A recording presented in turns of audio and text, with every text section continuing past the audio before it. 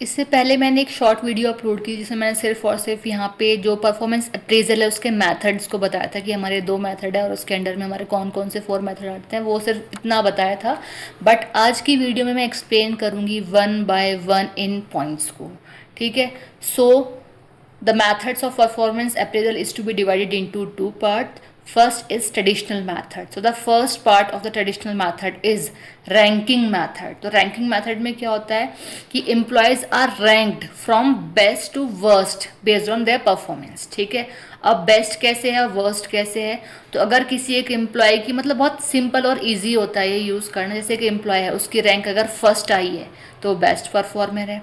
एक एम्प्लॉय जिसकी जो रैंक है वो लास्ट आई है तो वो लोएस्ट परफॉर्मर है। ठीक है। तो इस तरीके से हम रैंकिंग मेथड में रैंक देते हैं। ठीक है।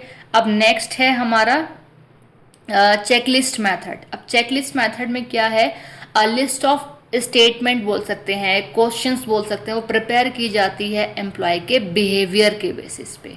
ठीक है। तो जो मैनेजर होते हैं वो मार्किंग करते हैं या मार्क्स देते हैं येस और नो के बेसिस पे कि भाई जो एक एम्प्लॉय है वो पंचुअल है। फॉर एग्जांपल जैसे क्वेश्चन है हमारा, इज द एम्प्लॉय पंचुअल, तो उसकी मार्किंग कैसे की जाएगी, येस और नो में। ठीक है।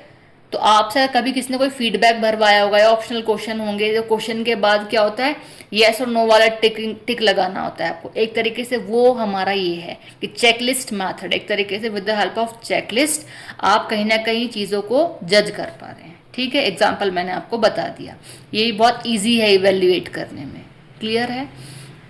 नेक्स्ट है हमारा रेटिंग स्केल मेथड। अब रेटिंग स्केल मेथड में क्या है कि जो एम्प्लॉयज़ हैं तो एम्प्लॉयज़ को रेटिंग दी जाती है उनके स्केल के बेसिस पे। फॉर एग्जांपल जो स्केल है वो 1 to 5 मार्क्स तक है।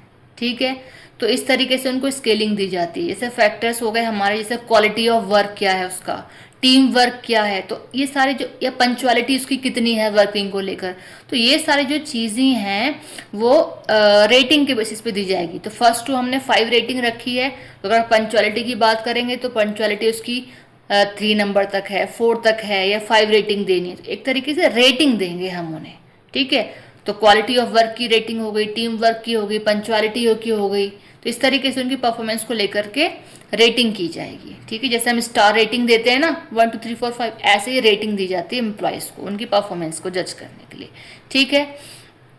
अब क्या है, नेक्स्ट है हमारा क्रिटिकल इंसिडेंट मेथड। अब क्रिटिकल इंसिडेंट मेथड में होता क्या है, फोकस होता है स्पेसिफिक पॉजिटिव और नेगेटिव बिहेवियर ऑफ एम्प्लॉय, कि जो एक एम्प्लॉय है उसका जो बिहेवियर है वो पॉजिटिव है, अच्छा है, मतलब एक तरीके से नेगेटिव है, बुरा है, मतलब इस चीज़ को हम यहाँ पे क्या करते हैं, स्पेसिफाई करते हैं। ठीक है।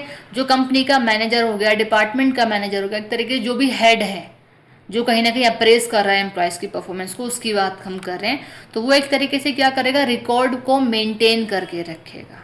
अब ये सारी चीज़ें जो होती हैं वो इनके थ्रू हम क्या करते हैं, हैंडल करते हैं डिफ़िकल्ट कस्टमर्स को। अब जिनमें नेगेटिविटी है तो उनको कहीं ना कहीं पॉजिटिव में चेंज करने की कोशिश करेंगे। तो एक तरीके से हम जो क्रिटिकल इंसिडेंट हैं हम उनको कहीं ना कहीं एनालाइज करने की कोशिश कर रहे हैं इसमें।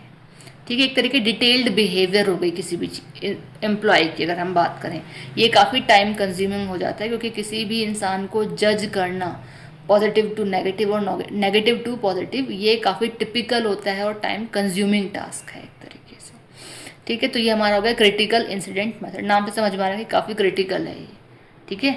एक तरीके से हमें रिकॉर्ड भी मेंटेन करने होते हैं, कौन पॉजिटिव है कौन नेगेटिव है, इस तरीके से करके। ठीक है। अब अगर हम बात करते हैं जो हमारा सेकंड है मेथड वो है हमारा मॉडर्न मेथड। तो मॉडर्न मेथड की अगर हम बात करें तो इसमें हमारा फर्स्ट है 360 डिग्री फीडबैक। अब 360 डिग्री फीडबैक की अगर हम बात करें तो ये जो है वो कंप्लीट व्यू होगा किसका, परफॉर्मेंस का, एक एम्प्लॉय की परफॉर्मेंस का कंप्लीट व्यू है। 360 डिग्री का ही मतलब ये ऑल ओवर हम व्यू कर रहे हैं एक एम्प्लॉय की परफॉर्मेंस को, एक तरीके से कंप्लीट इवेल्युएशन या कंप्लीट परफॉर्मेंस को अप्रेज करना है एम्प्लॉय की।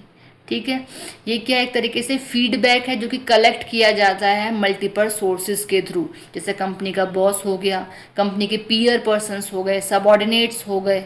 ठीक है। तो इन सभी, या फिर सेल्फ खुद हो गया वो, तो इन सभी चीज़ों के थ्रू कहीं ना कहीं हमें कलेक्ट करनी है इन्फॉर्मेशन एक एम्प्लॉय की। ये भी काफ़ी टाइम कंज्यूमिंग हो जाता है, क्योंकि हमें हर एक एम्प्लॉय की यहाँ पे मतलब बॉस भी इस चीज़ को एनालाइज कर रहा है, पीयर पर्सन्स भी कर रहे हैं, सबॉर्डिनेट्स भी कर रहे हैं, वो सेल्फ भी उसका जजमेंट हो रहा है। तो इसीलिए काफ़ी कॉम्प्लिकेटेड भी कह सकते हैं और मतलब कॉम्प्लेक्स भी है और टाइम कंज्यूमिंग भी है।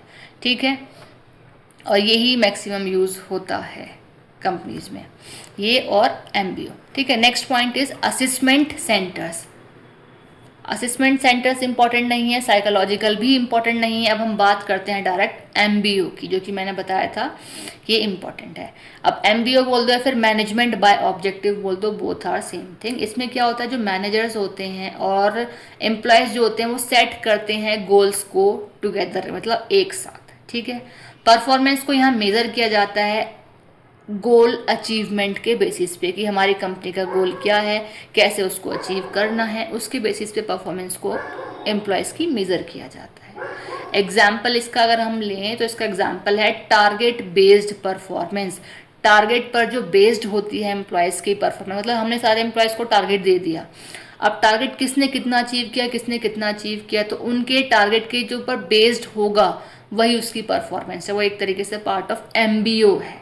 ठीक है, तो इसका अगर हम बात करें इसके प्रॉफिटेबल पॉइंट की, प्लस पॉइंट की, तो एमबीओ के थ्रू क्या होता है, इम्प्रूव होता है मोटिवेट, मतलब जो एम्प्लॉयज़ हैं वो कहीं ना कहीं मोटिवेट होते हैं और उनमें क्लैरिटी आती है सभी चीज़ों को लेकर के।